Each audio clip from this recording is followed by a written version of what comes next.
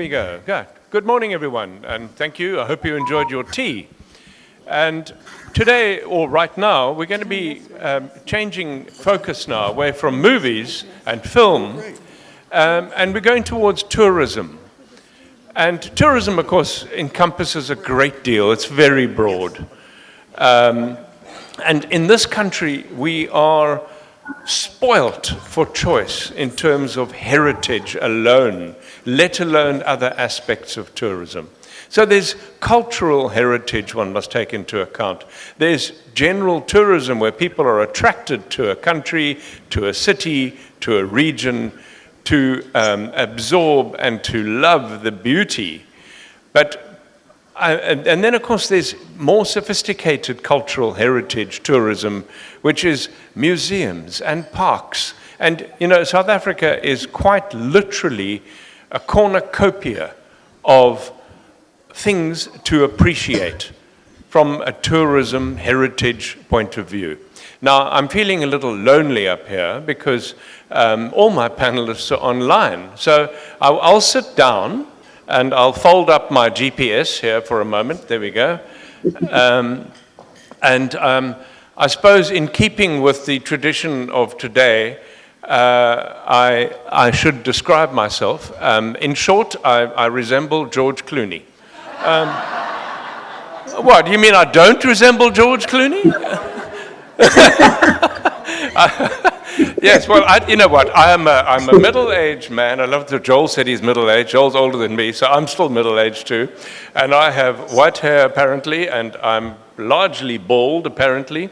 And I'm wearing a dark suit. I think it's a dark suit. And I have no clue what color shirt I'm wearing. Or my tie, I'm afraid. So this game doesn't work both ways in terms of description. So the first thing I'd like to do is to make sure that my panelists are online.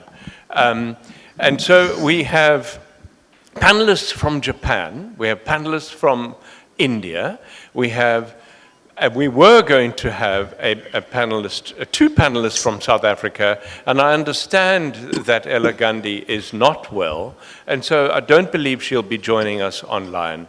And we have a video clip which will depict something of what she does. And I'll introduce everybody. And lastly, we have a panelist also online all the way from Knysna. So I've just been over to the laptop and we've established that all of our people are technically online, but you know what it's like when you run a Zoom workshop and you know you've got 29 delegates, but actually most of them have turned the video off and they left the room. So I would be grateful to know whether our panelists are in fact present and accounted for and are ready to begin. Can we establish that? All panelists are ready. Well, welcome panelists. Welcome panelists. So, beginning in the nearer east from India, we have Dipendra Manocha and Rummi Seth. And then, are you here? Yes. Hello. Yeah, great. And then we have in Japan. Hello. Good morning. Hello. Who was that? Was that Rummi speaking? Okay, great. Now from Japan we have Professor Kojiro Hiroshi, and hello everyone. Hello.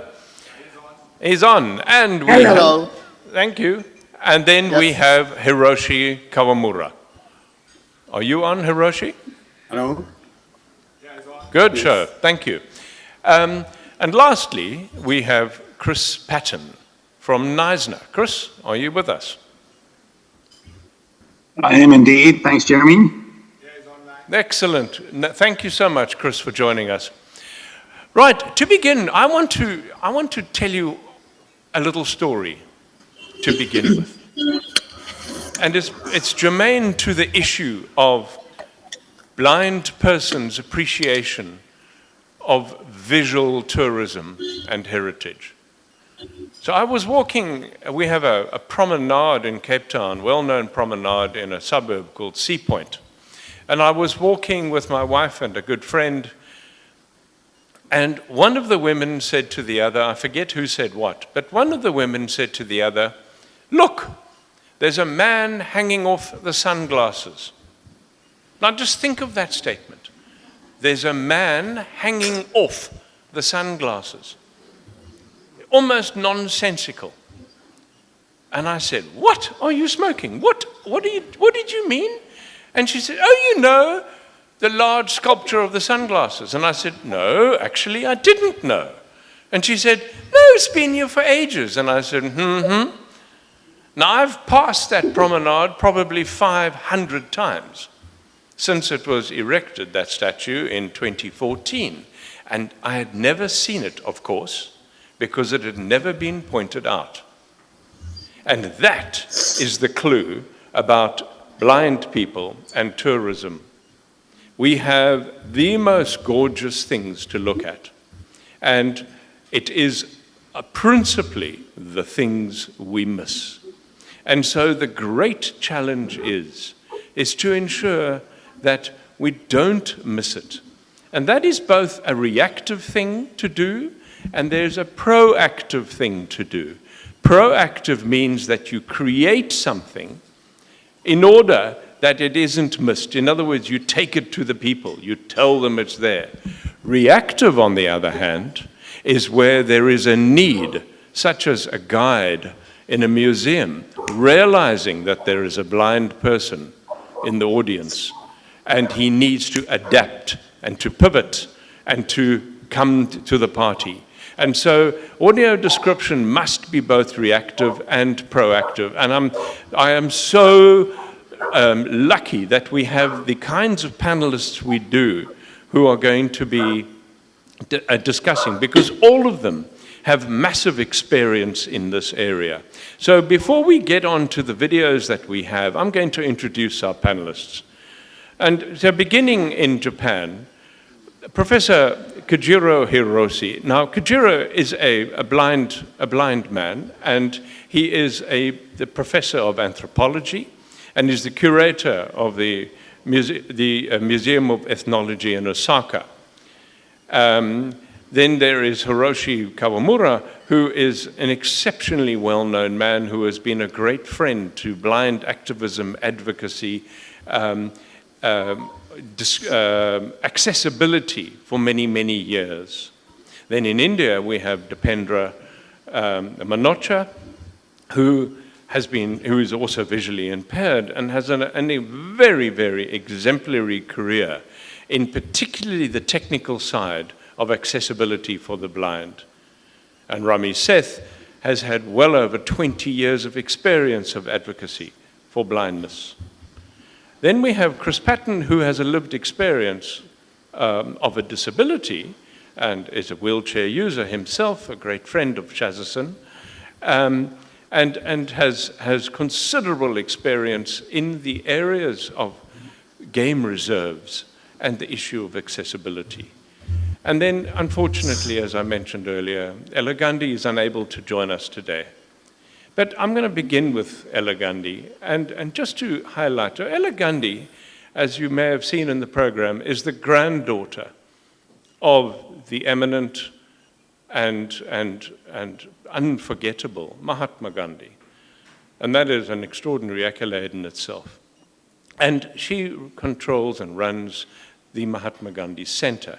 And what makes Ella really important in this context today is because she was the first person to put up her hand to say that she wants her Mahatma Gandhi Center to have an audio description recording made of it. I think that deserves a round of applause.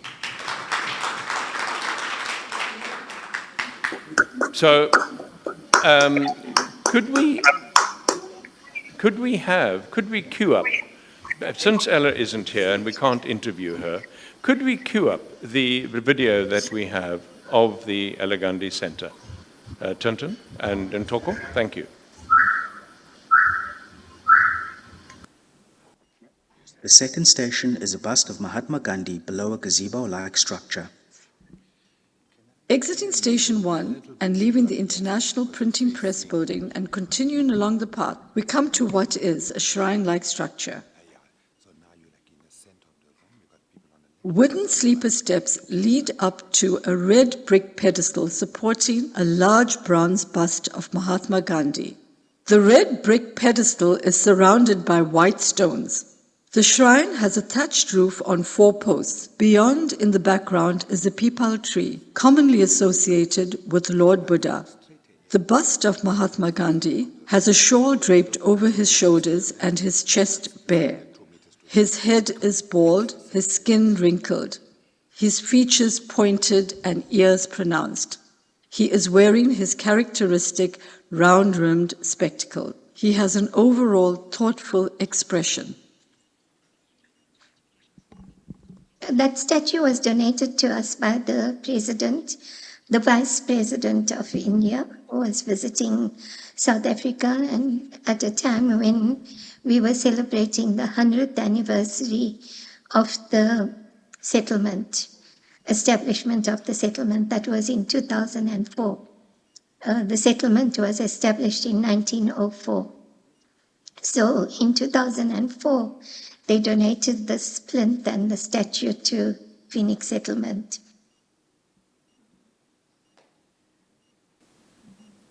There we go.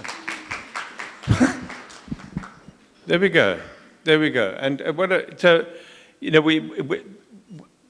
this was a wonderful learning curve and a beginning experience of ensuring, and I think an enormous amount of learning has happened since we did that recording of the Mahatma Gandhi Center. And what it means is that an individual, and particularly since this recording is on the ShazaCin app, and what it means is that somebody can either enjoy it while they're there or sit in the armchair at home and enjoy and go somewhere in their minds because of this app, because of this recording, go somewhere and really appreciate it. Obviously, it's longer than the clip you heard, and it's various, we call them stations. So it's a recording made up of chapters, if you like, and we call them stations. And every site is longer or shorter than the other. And it's an extraordinarily powerful medium to ensure that people are not left out and get the experience. And of course, interviewing the people behind is so important as well. Which takes me to Japan. So Professor Kojiro Hirose, I've read your biography and I was so inspired about the career that you have. We're going to play the video of the interview, Yes, that Shakila did with you, if you're okay with that. And then a little clip on the Goze video that was taken. So right now, cue up the interview that Shakila did some while ago with Professor Hirose. Can we do that? Thank you.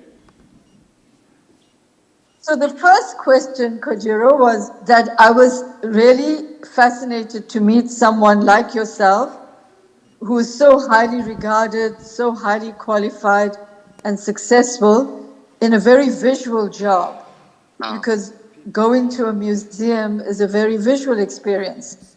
And here you are leading as a researcher and as a curator at the Museum of Ethnology, and I wanted to know what made you choose such a visual job, and also what were the barriers you may have experienced in your journey to become this professional that you are now. So first I try speak in English, but sometimes I speak in Japanese, so maybe Mayu and Kawamura-san will help me. So basically my museum, National Museum of Ethnology in Osaka, is a research center for cultural anthropology studies. So I'm now a curator and also professor at a graduate school. So I'm researcher and also sometimes curating exhibitions. So I got my job at the museum in 2001, so almost 25 years ago.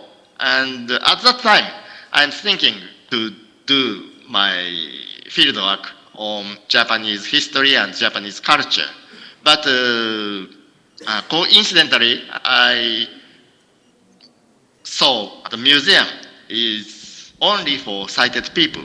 So I decided to open museums to the blind community. Since then, I have curated 5 or 6 exhibitions, small and big one, and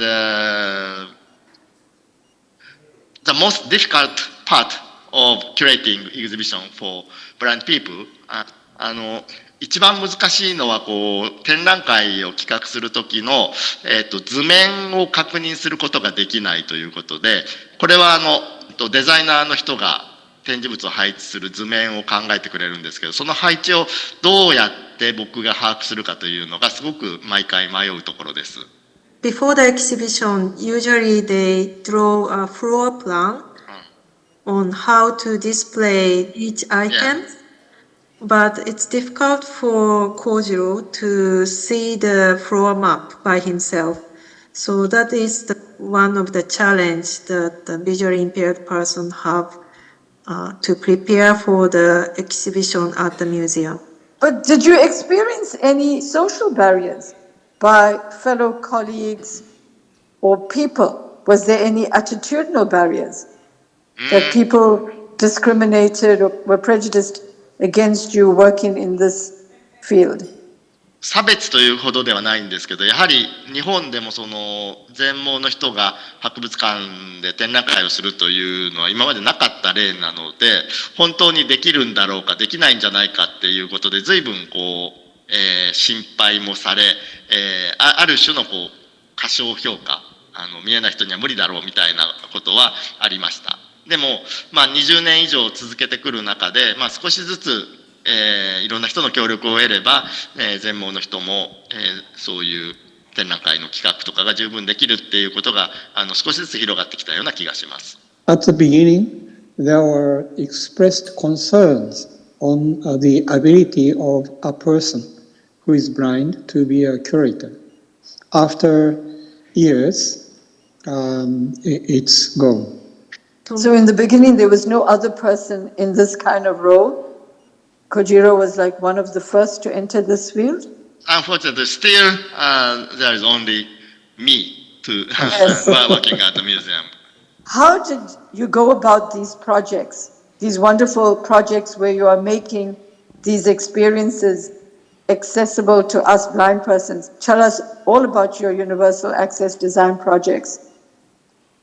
As I mentioned, I have some experience to curate exhibitions at my museum and also other museums. And now I'm thinking to expand museum examples to other field.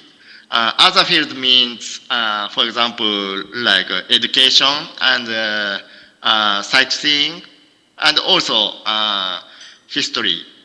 And at the Toyama, I have a good friend there, and his specialty is sightseeing and tourism.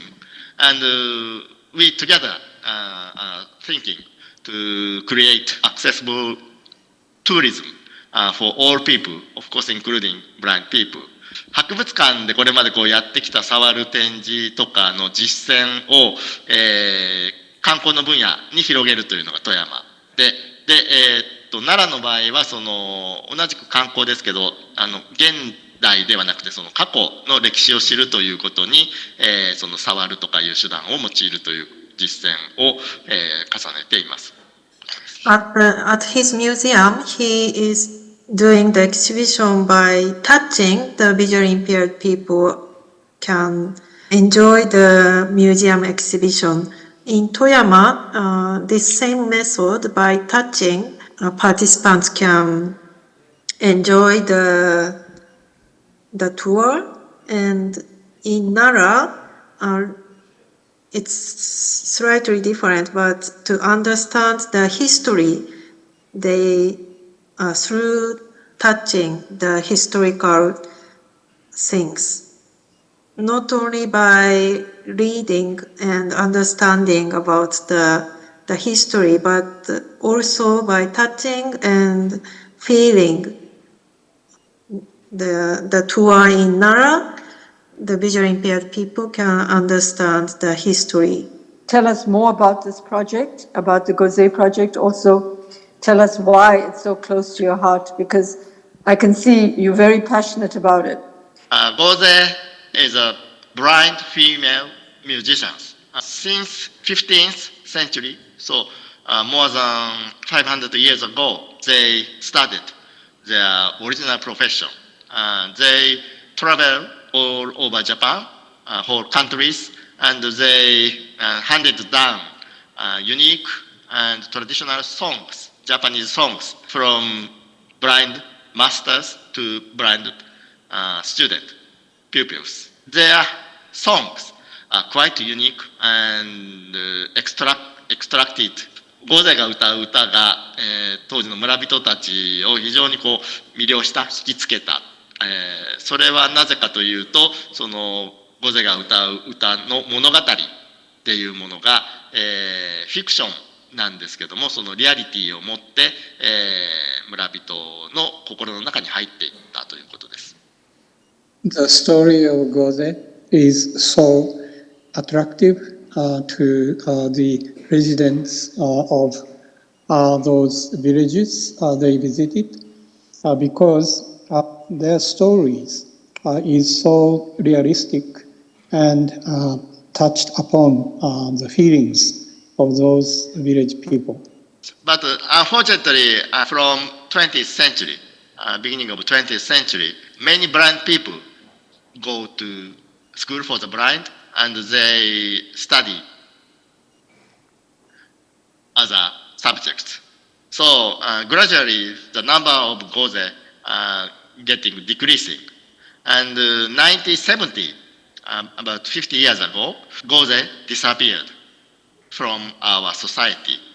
But still some residents in village, northern part of Japan, they had a good memory about Goze. So from 1990s, I had a field work on Goze and visiting villages in northern part of Japan. And I'm very interested in collecting memories about Goze. And I think in the 21st century, Japan, Goze disappeared.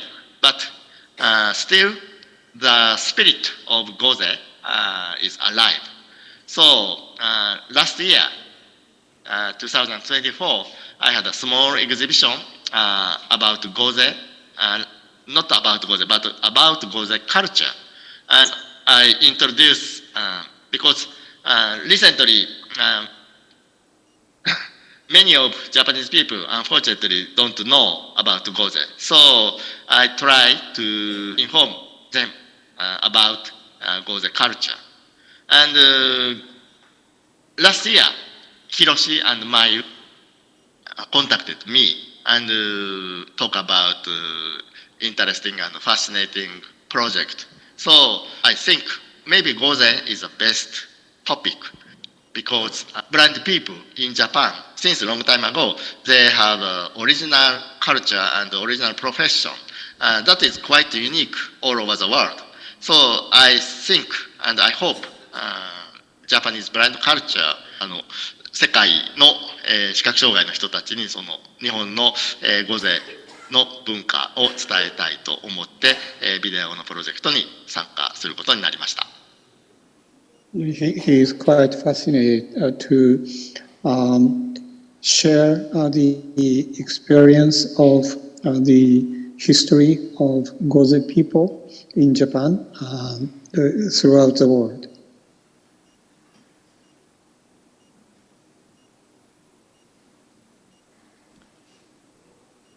Now, I believe there is in fact a short video depicting Goze. Am I right? Yes, correct. Excellent. Can we cue that? Vela imbhalo ethi presented by the National Museum of Ethnology, the special exhibition, The World of Poet Singers, Goze, Messages from the Invisible World. Khona explanation. Ibhodi eliphuze elibhalwe ukuthi The World of Poet Singers linomcibisholo okhomba ngaphakathi. Ngaphakathi kumubaba omdala waseJapan, ugqoke ibhatshi elimpunga njengezinwele zakhe. Sanibonani nonke. NginguKojiro Hirose waseMuseum Kazwelonke ye-Ethnology. Namhlanje ngingathanda ukuchaza ngalesi sigaba ekuthiwa igoze, imiyalezo ephuma kulo mhlaba ongabonwayo. Ingxenye yenkombiso ekhethekileyo yeMuseum ye-Ethnology ebizwa umhlaba wamagenyushiji, izimbongimculi, ebanjwe ngeNkwindla ka-2024. Okokuqala, ake ngichaze ngamagoze. Amagoze kwakuyiqembu labesifazane abangaboni ekade belandela izindlela zokukholwa kwabo kanye nobuciko. Leli qembu liqala ukuvela kumarekhodi omlando waseJapan ngeminyaka engamakhulu ayi-15 eyedlule. Ngenkathi beqala ukuvela kumarekhodi eminyakeni engamakhulu ayi-15 eyedlule, kade becula bedlala nesigubhu zaseJapan ekuthiwa amatsuzumi. Very good. Which I think goes to answer the question we had from the previous panel about doing audio description in vernacular. And if that doesn't prove it, nothing does. Thank you for that. So, Professor Hiroshi, if I could ask you, one of the things that struck me about the interview that Shakila did with you was how you have embraced the idea of technology, of tactile, allowing people to touch and and encouraging visitors to touch the exhibits. Could you tell me how do you go about that? How do you protect your exhibits from damage? Do you do replicas? Tell us a little bit about the touching. Yeah, thank you very much. And first of all, I'm very sorry, I'm not so good at speaking English, but I'll try my best to speak English today. And preservation is very important and serious for museums. And of course, I use replicas, and also recently we have a very good 3D printers, so we can create a replica a little easier. But at the same time, I put importance on using real materials, because real materials have their own aura, reality. So I put emphasis on manner of touching, touch gently and slightly. That is especially important for children. So I emphasize many times to touch gently. And sometimes I show examples to use videos how to touch. Thank you. Thank you. I think this is such an extraordinarily important element of blind accessibility in the museum world, is that traditionally, blind or anybody is not encouraged to touch.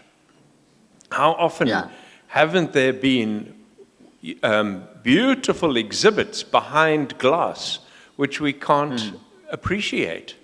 So I must congratulate you on your innovation of really encouraging the tactile element. So what I'm going to do in these panel conversation is I'm going to jump around to our various panelists, because Dipendra Manocha, this is something you understand a lot, is about the tactile experience as well.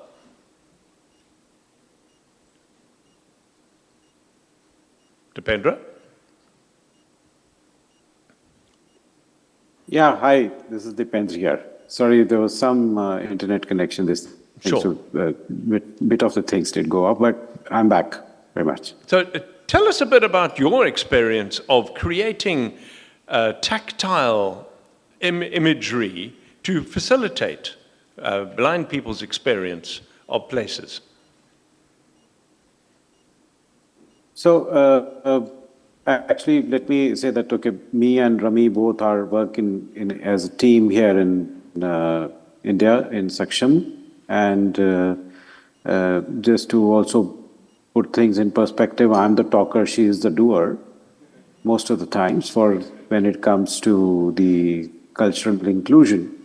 And particularly there are three main parts of our project that I would like to bring to focus here in this regard. One is that we did develop, things like we did introduce few concepts here in India. Audio description, of course, was one, which we took on the role of advocacy, and our advocacy mainly is based on creating models. So we just don't talk about it, but we actually do it. We put things together so that how a thing has to actually be implemented. We show the whole ecosystem, and then sort of that things becomes part of the policy, and then replicated and scaled up. So in that aspect, we started with the creating tactile graphics that started with mainly for education or for assistive technology, explaining assistive technology. But then the major breakthrough came when we did use that in our, you can say, heritage walks of monuments.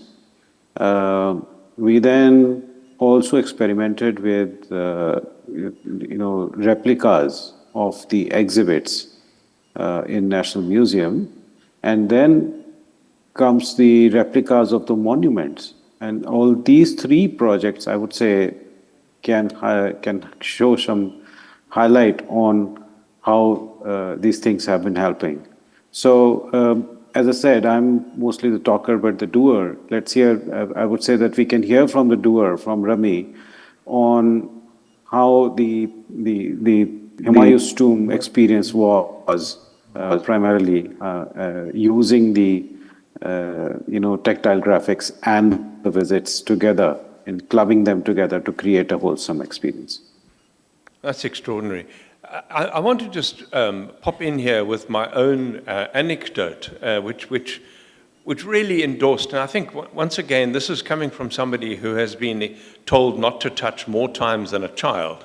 I am very tactile, and I love to feel things, and it's a really important element of us appreciating any exhibit. Nothing frustrates me more than glass panel, a glass paneled cabinet with something gorgeous inside to touch, and I'm not allowed to. But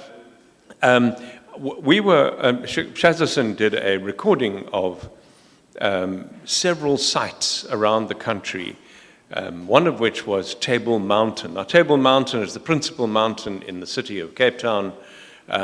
It's not high by mountain standards, but considering it comes straight out of the sea, it's 3,600 feet high, which means it is a statement, and it is awesome.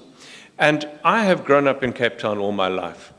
And when I had a little bit of sight, I've only ever had low vision, and now I have no vision. But when I had a little bit of sight, I could appreciate the iconic image of Table Mountain. If you look at it from a certain angle, you have three principal peaks, if you like. On the left, a sharp peak called Devil's Peak. In the middle, a wide, flat-topped mountain. And on the right, a sharper peak called Lion's Head. And that's an iconic imagery. And I've always embraced that as Table Mountain. And behind Table Mountain, there's an entire range of mountains for 45 kilometers all the way to the sea. And I never paid too much attention to them other than they are mountains. And I was with our other panelist, Chris Patton, on Table Mountain, and he said, "Have you felt the sculpture of the mountain?" I said, wow, no, tell me, where? And he took me over to it. And this was earlier this year. And he took me over to it, and there was this very beautiful sculpture of the mountain, clearly very detailed, relief map it in a sense. So in other words, a very scaled, accurately scaled sculpture of the Table Mountain range. And as I began to feel it, and Chris was showing me various places, it blew my mind, because the shape of the mountain, particularly the backside of the mountain, I had no clue it was shaped like that. I had no appreciation that it was so extensive and so high and so rugged, with so many valleys and so many kloofs, as we say in South Africa, which is like a gap between two peaks. And I thought to myself, I'm 61 years old, how did I not know this?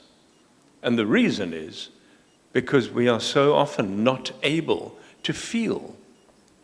So I really want to congratulate both of you on Professor and Dipendra, on putting so much effort into allowing us to get, as I loved what you said now, a fuller experience. So thank you. So since yes. I beg your pardon? Excellent. Rummi, I beg your pardon, it sounded like I cut you out there. Please chip in if you wanted to say it. But Rummi, I believe you wanted to chip in there.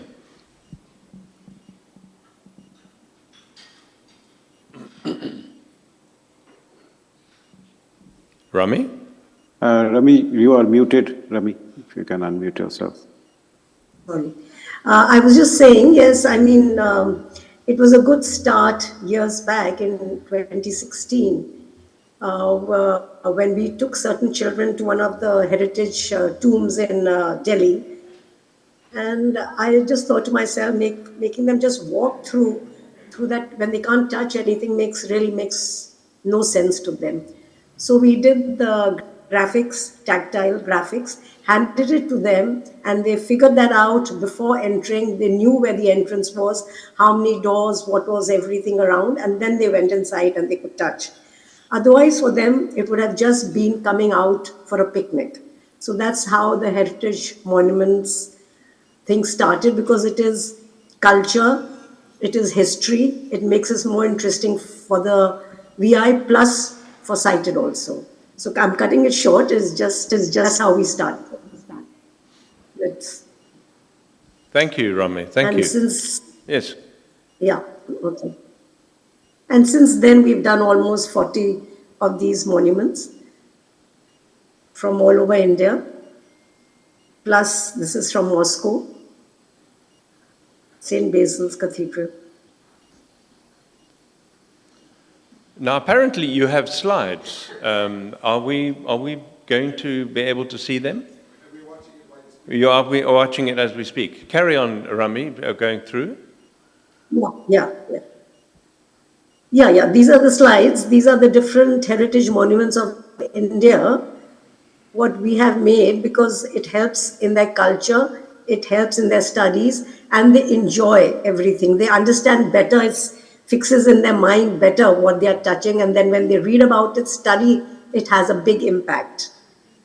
And I can tell you this also, even for the sighted, it's very good, because I've seen experiences, I've met people who've been to these, and they said, oh, we did not even know this was there. We did not know it was like this. You see, they just take everything too much for granted, maybe. So it helps everyone. So it's an excellent experience. And of course, we started with the National Museum way back in 2016 with the help of UNESCO. And now again, it's going to be with the National Museum. And eventually, we're going to have a travel museum, small size one, where VIs from different states of India who cannot come to Delhi, our vans will take them to their organization, to their schools for these monuments to touch and understand about them. can also add to this that, the National Museum experience was exactly to address those parts of, my experience of all the exhibits behind the glass. So that frustration was there, and we sort of shared. We were able to share those frustrations with the museum, and they were very positive to react. And we actually created something called Anubhav Gallery. Anubhav actually means experience, so it became like an experiential gallery. Good part is it was open for everybody, so it allowed other people also to have a closer look, because what we did was that we created the replicas, 3D replicas of those exhibits and put them there along with audio description to it, and people actually enjoyed that a lot more than just looking through the glass. It had braille and audio. Similarly, and similarly for this now, as I said, the replicas of monuments, the features of these monuments, I can tell you, anybody who has seen this, who had experienced these replicas of monuments, whether, of course, it means a lot for persons with blindness, low vision, but people who are non-disabled, people who can see, people who have been to those monuments hundreds of times, they say that we never realized. Now, when we see it in the replica, we understand it more.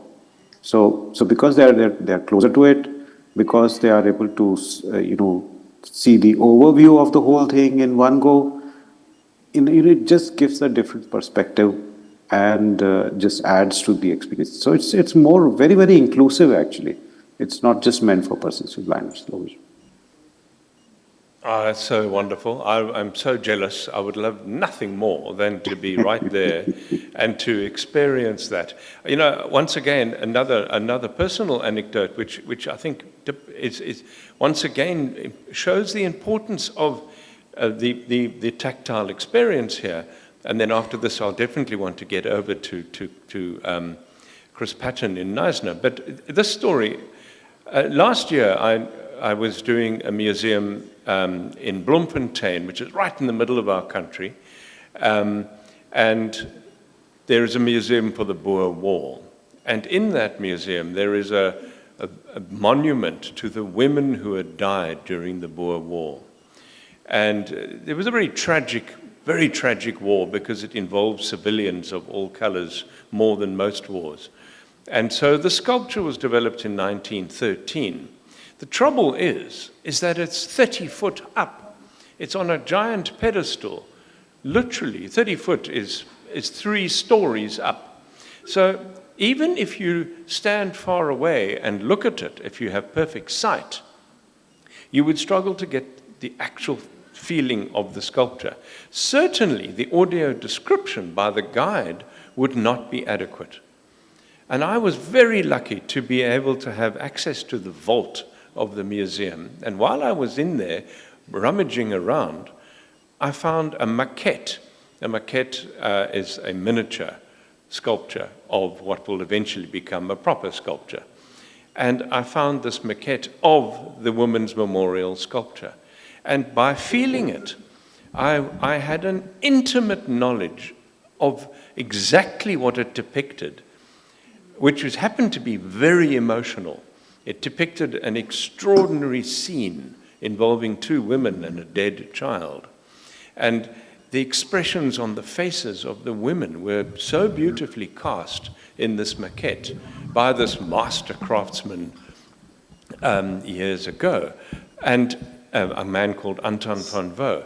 And I was so grateful and so lucky to have felt the maquette that it gave this monument far more meaning to me than had somebody spoken to me about it. So I applaud you for what you are doing.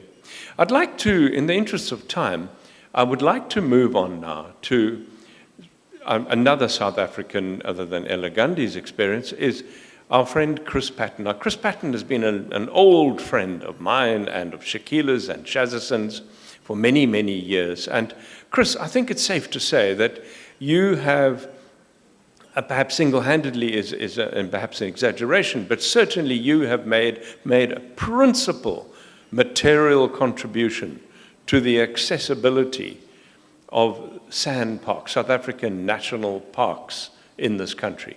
Would you like to tell us a little bit about the work that you've done?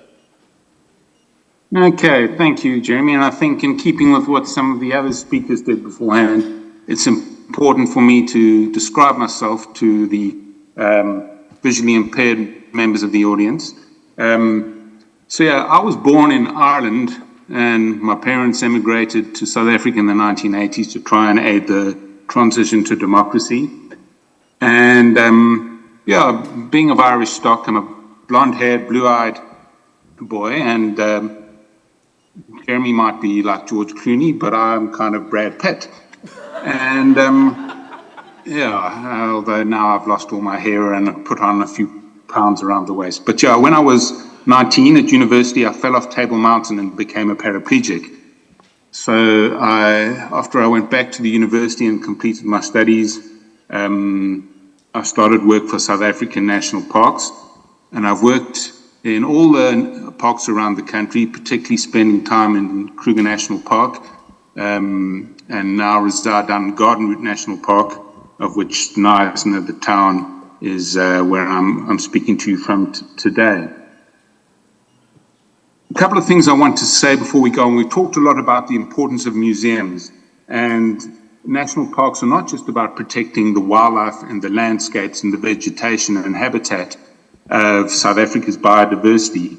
They're also important because they're cultural heritage refuges, and we've got a lot of what in the past have been called museums, but we don't call them museums anymore. We now call them interpretation centers, because interpretation is all about the act of providing meaning to something. So we feel it's a much more apt term, but essentially they're modern-day museums. And like has been alluded to, the importance of having tactile exhibits within these centers is incredibly important. And we'll talk about that a bit more in a moment. But I also want to chastise Jeremy for underselling Table Mountain. Because if I can just read you, in November 2011, following a global poll, Table Mountain became one of the new 7 wonders of nature because of its unique geological and natural features, including being one of the world's oldest mountains, having the richest floral kingdom in the world, and being the only natural site with a constellation named after it. So, yeah, it's a very special and spiritual place, and because I fell off the mountain, I feel a close kinship to it. But yeah, Jeremy, you were asking me to just refresh my memory. What were you asking? Well, I'm duly chastised for underselling the mountain. Thank you for that. But what I asked was, tell us the work you've done in your time to, I mean, let's face it, if you hadn't, perhaps it wouldn't have been done. But I think it's safe to say that South African national parks are more accessible largely because of your efforts. And so give us an example of some of the things that you've done to ensure that national parks and Table Mountain and others, and Kruger Park and all the others that you've worked in, are more accessible now. Tell us what you've done and give us some examples. Well, I think being a paraplegic, a lot of the work I've done revolves around physical accessibility.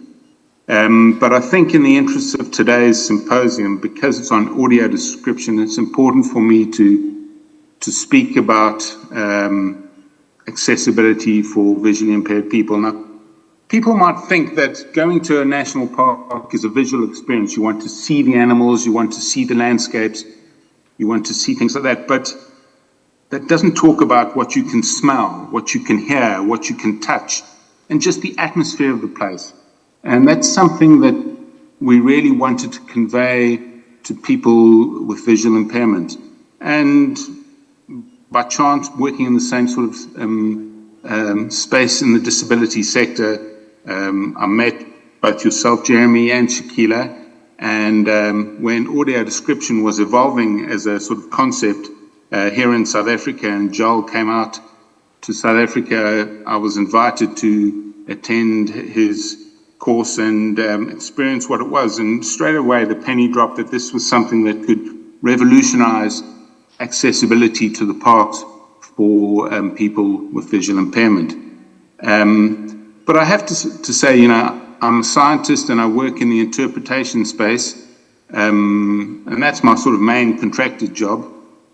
So I've got to sort of juggle the disability effort on its own, and that's why it's important to have connections with people in the disability sector, like many of those who are attending today's symposium. And we also work very closely with groups like public volunteer groups like our Sandparks Honorary Rangers.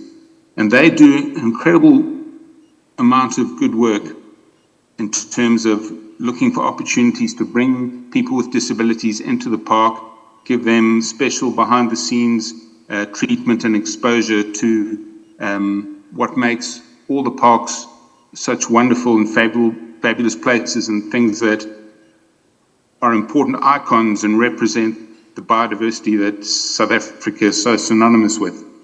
On the audio description side of things, you will know last year Shakila and yourself traveled with us to Table Mountain, and we met not just Table Mountain is a national park, and it just doesn't include the mountain, so we went to many important visitor destinations within the park to meet with the staff there, have a guided experience, and to record the experiences. Now, some of those are easy. When you're in an interpretation center, it's quite a simple process to work through the audio description and to look at where people can have tactile experiences and to sort of provide the information that will enhance that.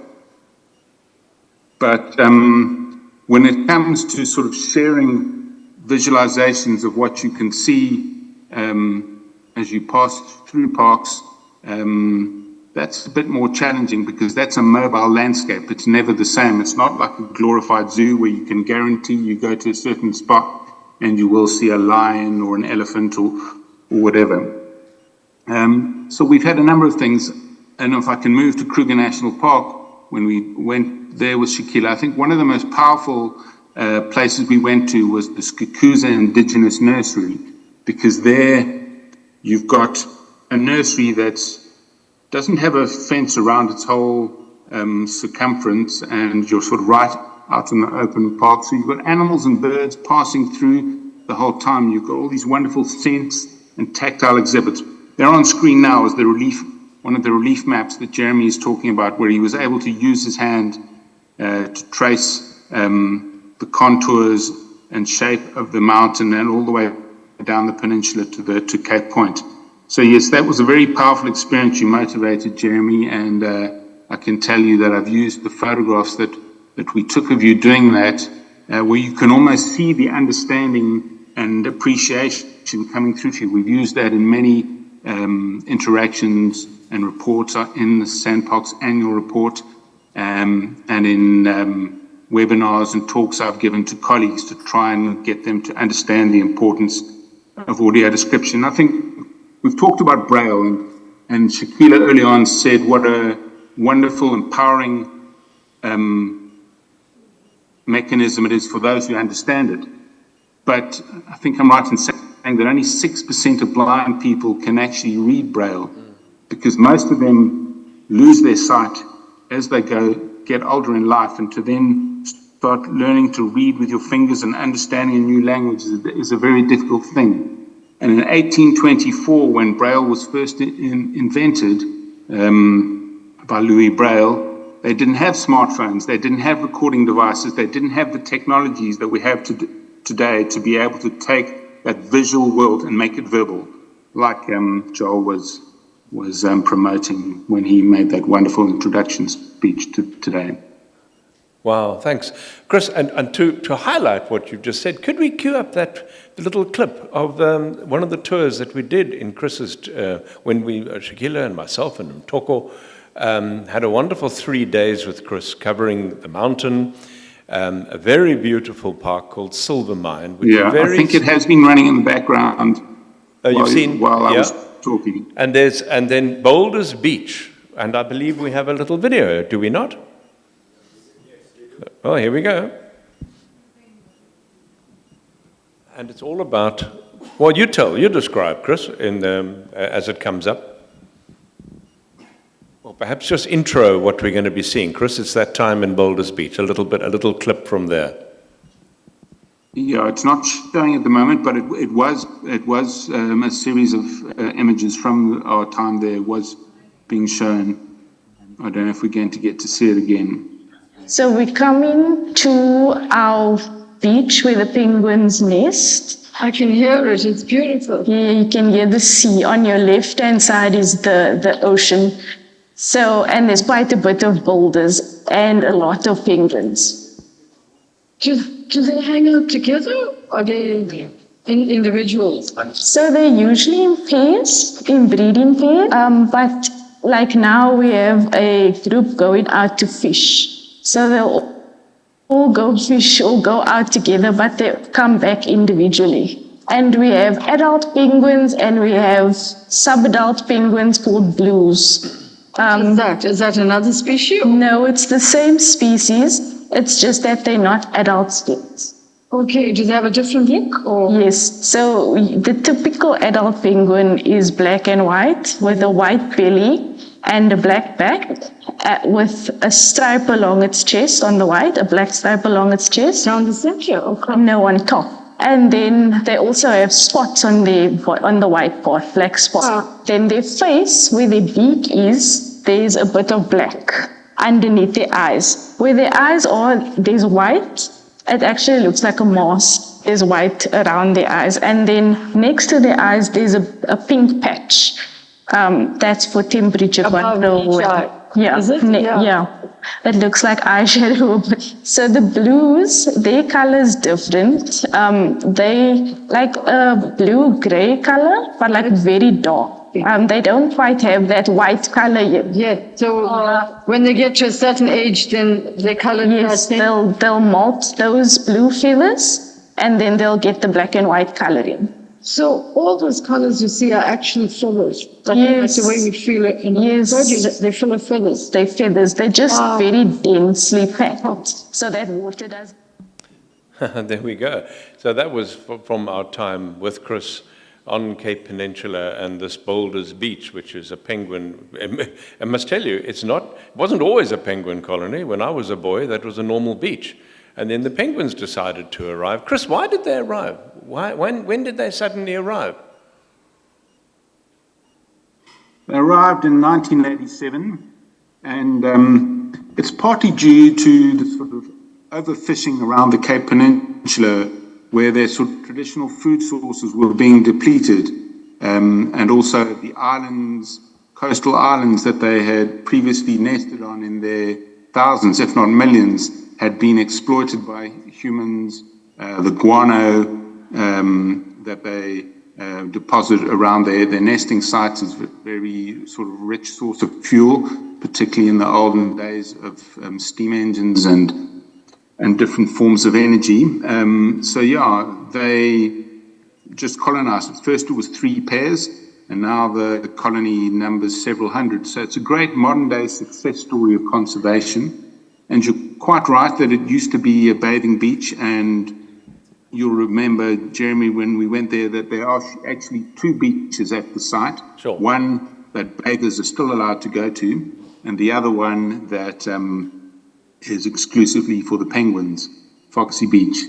And then there's that boardwalk that takes visitors along between the 2 beaches and then down to the viewing decks where they can look out over False Bay or over the penguin colonies, as we saw in the video.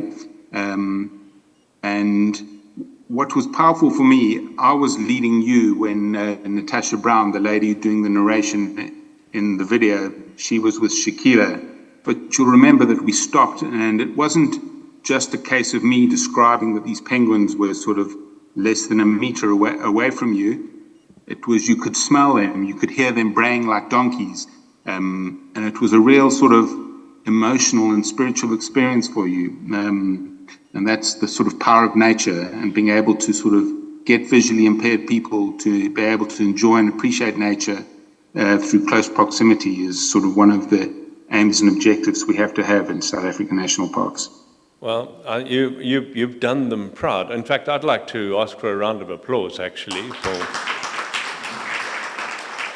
for the work that Chris has done in our parks, in our beautiful country, because, you know, don't forget, Chris is a wheelchair user. I was with him for 3 days, and I was blown away by how many places Chris could go to. Now, I'm a disability inclusion consultant for the last 25 years, and I know a lot about accessibility. And I was really taken by how accessible the parks were compared to how many places, including museums, aren't. And how sad is that? And so we must be not just conscious, and this is where the issue of advocacy is so important. Many of us in this room and on this call are advocates and activists, and without that, and I'd like to take it back to Kojiro Hirose. Kojiro, I hope you're still on the call. I know Shakila's one question to you was very interesting, is did you face much opposition? Did you, was it, and your answer was interesting because you said initially there was doubt whether a blind person could be a curator. Now, many years later, because you started that in 2001, I believe. Yes. Can you tell us, since then, has there been an increase of interest and cooperation from other museums to be more accessible?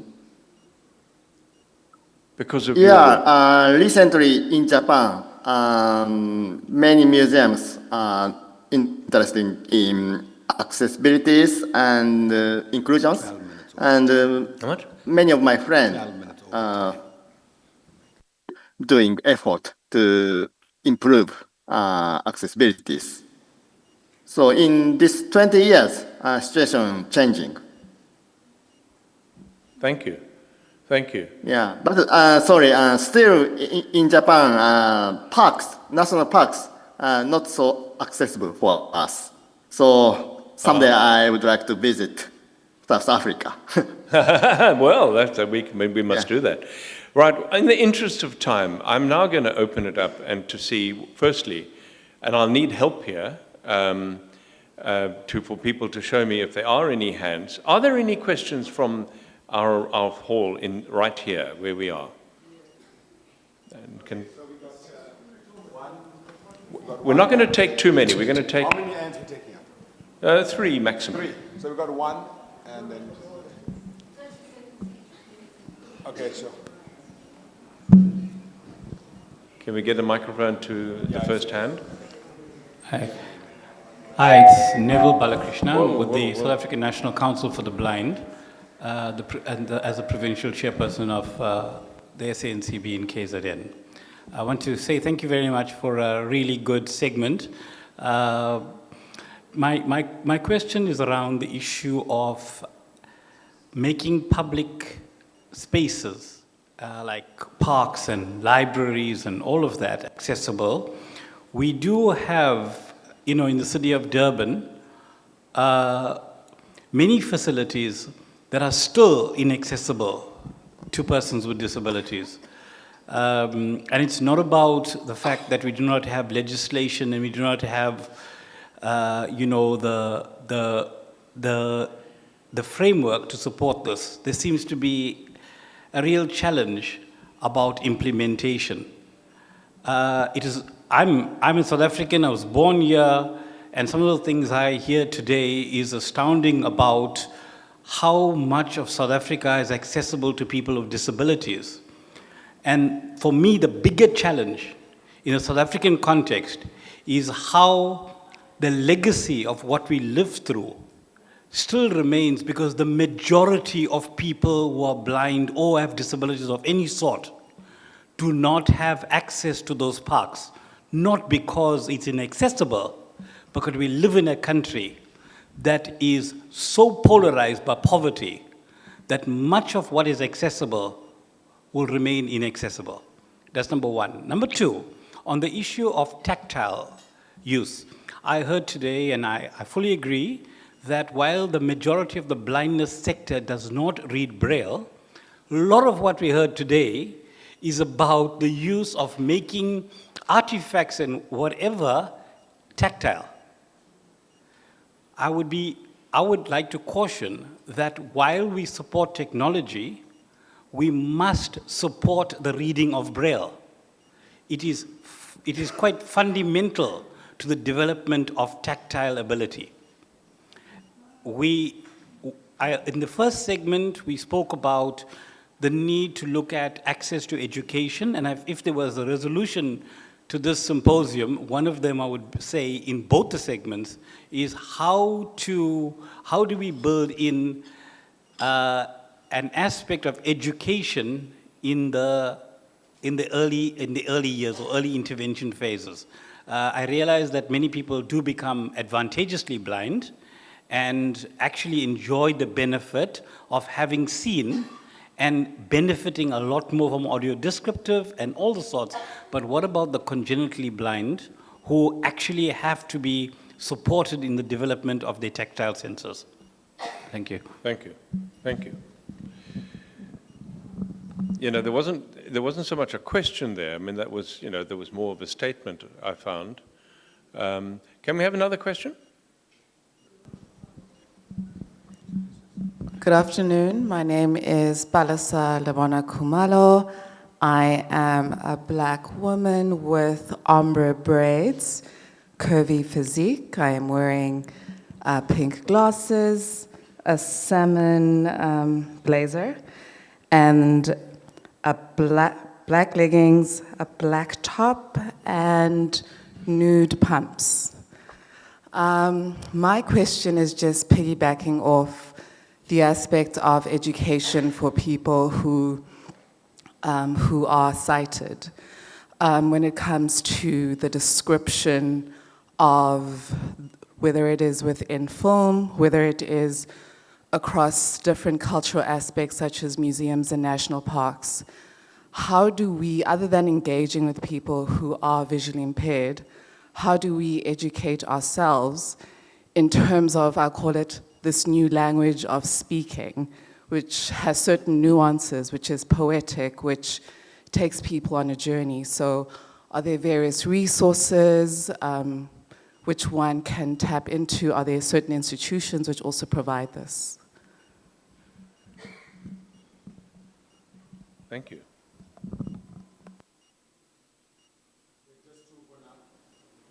Okay, and one more?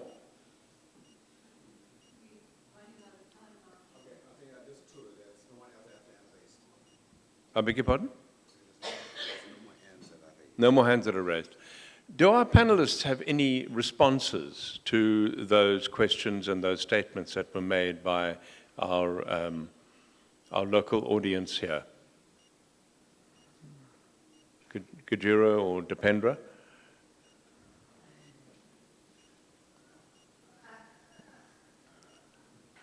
And Shakila, would you like to chip in regarding the sorry, response? my mic was muted. This is Dipendra here. So there are definitely, the materials that can be accessed. There are guidelines which have been created. For example, for descriptions, even for audio descriptions, we have a lot of guidelines, courses running. But beyond audio description, I think for even tactile graphics, there is something called Diagram Center, which says that how a tactile diagram is to be produced. So yes, on various aspects, we have several guidelines that have been created where a lot of our organizations like ours would share what we have learned. That is one. Secondly, I mean, I'm definitely reminded of this about the tactile development of tactile and braille, etc. Definitely, I mean, this goes without saying that those things need to be think about how these things are getting replicated by various organizations. We are in a world where tactile language, our braille, is so important to initiate literacy and, our introduction with script, but also we have got the power to interact with the rest of the world, have written interaction with the rest of the world. So both things have to go hand in hand when it comes to this. But coming back to access to the culture and access to tourism, I think when we have done these things on replicas, etc., what can scale it up is always the standardizations, etc. And when we have to learn about this experience, the guidelines which have been created, the courses that have been created will help a lot in that. Thank you. Thank you. Thank you. We're really behind schedule now, but I do believe if there are any written questions from our online audience, perhaps a message or a question in the chat box. There's nothing. Jeremy, Nothing? there's Right. nothing there. So if you don't mind, then I will just to pick up on what Dipendra said and to respond to Palisa and Neville. So Palisa, yes, there is a growing body of knowledge and expertise globally that we are tapping into, and you can certainly contact me and we will share with everyone what you can, what resources are available in terms of doing courses and building your skills and becoming not just an advocate, but a practitioner of audio description. So thank you for that question. And then to Neville, yes, so it's not about, so the second part of Neville's question, I think we all agree it's not one against the other. It's having a holistic approach, and we're talking about inclusion, and definitely we agree with Neville. Tactile and audio description go hand in hand. And while we are promoting audio description here, from the time we're talking about infancy and parenting to early infant education, we also accept part of that is learning tactile, access to tactile information and Braille. So definitely they go hand in hand. And the other part about accessibility and accessibility of public spaces. I think we ourselves as blind persons need to assert ourselves.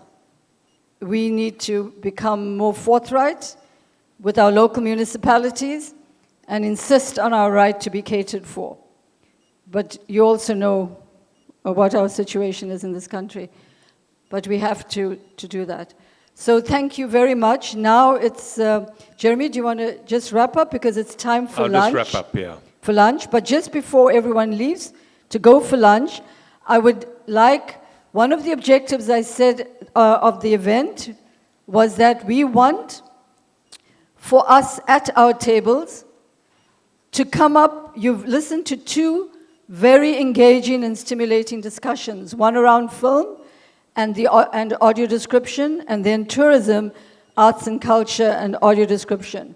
From where you're seated and what you've grasped, could you come up with what would you say are the two key objectives that we should be striving to achieve in these two areas? You can just jot it down. You've got notepads and pens, and Lydia will be going around, and I'll also look at others, and we want to collect those pieces of paper. Because while we have this collective audience, please can you jot that down? Is that okay? And then please can you go for lunch?